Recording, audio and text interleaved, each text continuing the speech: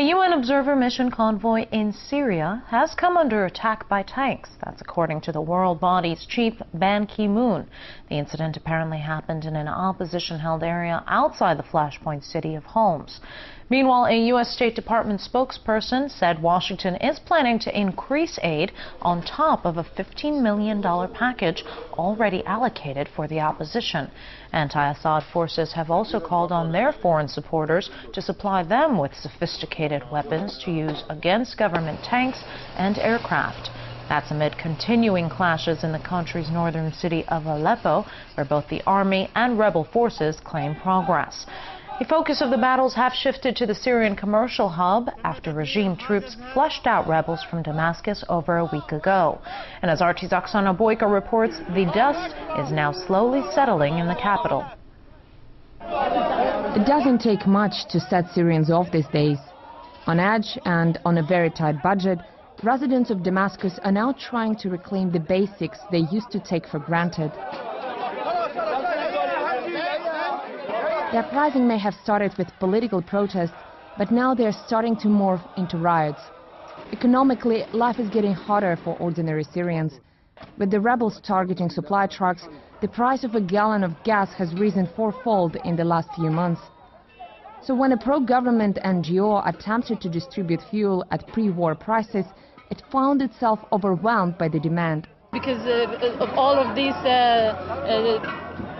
special circumstances that happened lately, people maybe got more nervous. Of course, people had more difficulties to get their supplies.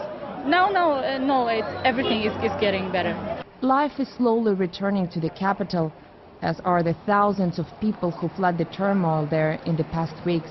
But what they find in their neighborhoods is unlikely to instill much confidence in either of the warring parties. The damage inflicted by the clashes to the Syrian infrastructure is already estimated at $11 billion and still counting. That's almost 70% of the country's annual budget. You can argue about who is to blame for all this destruction, but it's certainly a very high price to pay for any sort of struggle, whether it is for democracy or for stability. No matter who emerges the winner, Syrians have already lost. The government has promised to help with rebuilding, but the scale of destruction and the already flagging economy begs the question of just how fast and how efficient that reconstruction will be.